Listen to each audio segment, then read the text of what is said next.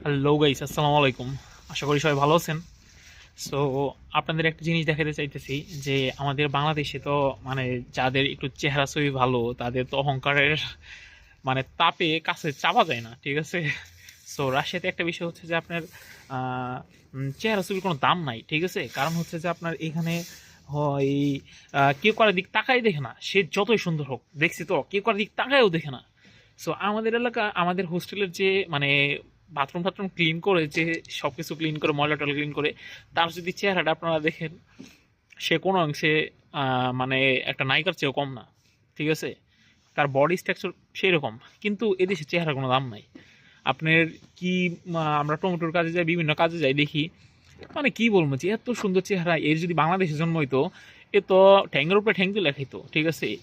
So কি বলবো আপনাদের, একটা জিনিস দেখাই, যে একটা ছেলে, এটা হচ্ছে একটা গির্জা, এখানে সে ঝাড়ুদারের কাজ করে। দেখেন, সে কিন্তু দেখতে কোনো অংশে খারাপ না, কিন্তু সে ঝাড়ুদারের কাজ করতেছে। আবার দেখেন তার গেট আপ, সেটা মানজামাইরা, চোখে চশমা লাগায়, ঠিক আছে? ওই যে চোখে চশমা লাগায় মানজামাইরা কাজ করতেছে। সো এদেশে কোনো কাজই ছোট না, এবং কোনো কাজই খারাপ না, সব কাজের সম্মান করা হয়। তার কিন্তু বেতন বলো, সে হয়তো মনে হয় বেতন পাবে 3,000 বা 4,000 রুবেল, এরকম, এর নিচে না, 4,000-এর নিচে না, ঠিক আছে? যেহেতু রাশিয়ান তো দেখতেছেন তো আপনারা, সে চোখে চশমা লাগায় মানজামাইয়ে কাজ করতেছে। সো জাস্ট এইটুকু চিন্তা করেন যে আমাদের মানসিকতা আর রাশিয়ানদের মানসিকতা কতটুকু পার্থক্য। আর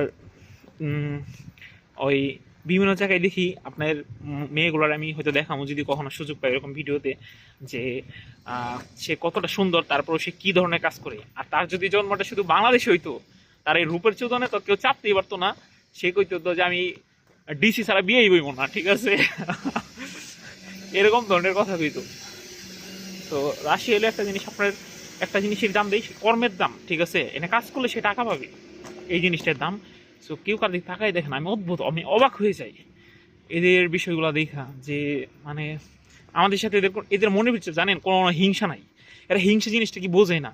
আপনি ওদের সাথে যদি কাজ করতে যান, আপনি দেখবেন যে ওরা অনেক হেল্প করে। যেমন আমি মিল ফ্যাক্টরিতে কাজ করছিলাম, ওইখানে ওদের একটা গুড সাইড কি জানে না, আমি নতুন গেছি তো, আমি তো কখনো বাংলাদেশে ওরকম কাজ বাজ করি নাই, তো এনে কাজ করতেছি, আমি তো পারি না। সো ওরা আমার বলেও না যে তুই কেন পারস না, যে তুই কেন করতেছ না, ঠিক আছে? দেখি আমি কাজ বাদ দিয়ে বসে আছি, ওরা আমার কিছু বলে না, ওরা কাজ করতেছে, আমার কাজটা ওরা করতেছে। ওরা বলো না যে তুই কেন বসে আস, তোর বেতন দিতেছি কেন তুই কাজ করতেছ না, এগুলো কিচ্ছু বলে না, ওরা ধুমায় কাজ করতেছে। আমি অবাক হয়ে যাই, এদের চিন্তা করুন যে এদের মন মাইন্ডটা কতটা মানে উঁচু লেভেলের, ঠিক আছে? আর আমরা বাঙালি হলে কি করতাম, এই গালি তো জানেনি যে কি বলতাম, ভাষায় যেটা বলতাম যে কেন কাজ করস না। সো একটু ভাইবে দেখেন যে আসলেও আমি প্রশংসা করতেছি এই জন্যেই যে এদের সব দিকেই ভালো আছে, ঠিক আছে? এদের মন মানসিকতা বলেন, এদের ভিতরে কোনো হিংসা নাই, এরা করাপশন কি এই জিনিসটা বুঝে না। এখানে একটা জিনিস বলি আপনার, ও আমার হাত লাগিয়ে যেতেছে ঠান্ডায়, স্নো পড়তেছে তো। এরা বাঙালিরা বাস হচ্ছে, এরা বাস ভাড়াটাও দেয় না, জানেন আপনি? সো আর এরা রাশিয়াতে তো বাস ভাড়া তো হাতে দেয় না, এখানে কার্ডে পাঞ্চ করে, ওটা ছাড়া একটা মেশিন আছে, ওখানে পাঞ্চ করতে হয়, এটা আমি দেখলাম অনেকদিন ভিডিওতে, তো পাঞ্চ করতে হয়। তো এনে রাশিয়ানরা চলে কি করে, পাঞ্চ করে দেয়, ওরা কখনো বাস ভাড়া মারে না। কিন্তু আমাদের বাঙালি বলেন, নেপালি বলেন, এশিয়ানরা বাস ভাড়া মারে দেয়। তো যাই হোক, তাহলে চিন্তা করেন, ঠিক আছে? এরা যদি মুসলিম হইতো, এরা শ্রেষ্ঠ কাতারে থাকতো, যদি এরা মুসলিম হইতো। কিন্তু শালারা তো বিধর্মী চোর। সো আমি আমার ভার্সিটির কাছে চলে আসছি এখন, সিগনাল, রাস্তায় সিগনাল পড়ে আছে, ওই যে সিগনাল দিলে আমি ক্রস হয়ে যাব। তো সিগনাল পড়ে গেছে, রাস্তা পার হয়ে নিলাম, ভার্সিটি যাচ্ছি ক্লাসে। আপনাদের আজকে ভার্সিটিটা আমার দেখাবো, যে ভার্সিটিটা কেমন দেখতে। এর আগে আমি দেখানোর সুযোগ পাই নাই, আসলে ইচ্ছা করে ভিডিও করি নাই, কারণ কাজ বাজ কইয়া মন মানসিকতা ওইরকম থাকে না, এনার্জি থাকে না, রান্না বান্না করে খাওয়া দাওয়া করে ঘুম পাই দেয়, খুব ডিফিকাল্ট। সামনে এক রাশিয়ান আরেকটা চুমা দিতেছে, এটা সরলতা নাই ভাই, ঠিক আছে? রাস্তাঘাটে যেমনি যেমনি পাই এমনি শুরু করে দেয়, ঠিক আছে? কিন্তু আপনি টাকায় থাকতে পারবেন না, ওরা যা ইচ্ছে তাই করবে, আপনি টাকায় থাকতে পারবেন, টাকালে প্রবলেম আছে, আপনার নামে কমপ্লেন করলে পুলিশ এসে আপনাদের ব্যাম্য দিব, ঠিক আছে? চিন্তা করবেন তাহলে কি। সো তাকানো যাবে না, আর কোনো ডিস্টার্ব করা যাবে না তাকে। আমি আমার ভার্সিটির কাছে চলে আসছি, আপনাদেরকে দেখাচ্ছি।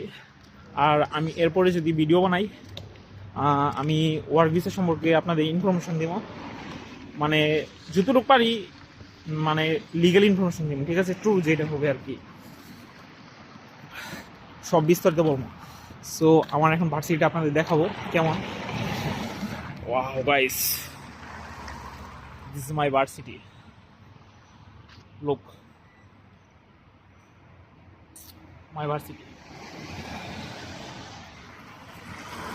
ভার্সিটি লুক দেখছেন, প্রত্যেকটা ভার্সিটির সামনে, এমনকি প্রত্যেকটা ডিপার্টমেন্টের নোটিশ বোর্ডে আর্মিতে যে নিয়োগ, এই বিজ্ঞাপনটা দিয়ে রাখে, ঠিক আছে? বলেও ওইদিকে যাওয়া যাবে না। সো আজকে প্রচুর স্নো পড়ছে, ভার্সিটিতে এখন ঢুকে পড়বো। ভার্সিটি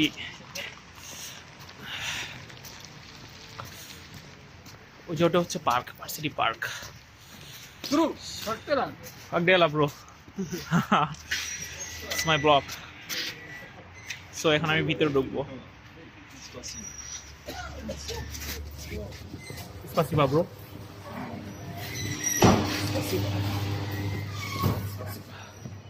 এখানে কার্ড পাঞ্চ করতে হয়, আমার কার্ডটা আমি বের করি, সরি। সো ঢুকে পড়ছি আমার ভার্সিটির ভিতরে। সো আপনাদের ভিতরে দেখাচ্ছি কেমন। এটা হচ্ছে যে যখন কোনো প্রোগ্রাম হয় এখানে হয়। সো লোক, সো ভার্সিটির জোস, এটা পুরাতন অনেক ইউনিভার্সিটি, সৌভিত আমাদের ইউনিভার্সিটি। সো এখন আমি আমার ক্লাসে চলে যাচ্ছি, ঠিক আছে? একটা জিনিস কি জানেন, এখানে ঢোকার পর মিরর আছে, যে আপনার লোক কেমন আপনি দেখতে পারবেন। যাচ্ছি উপরে, যাচ্ছি।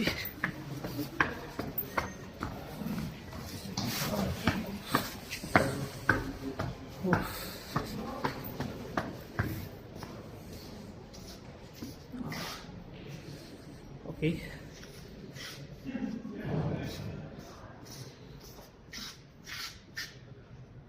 আজকে ভার্সিটিতে তেমন বেশি প্রমাণ নাই,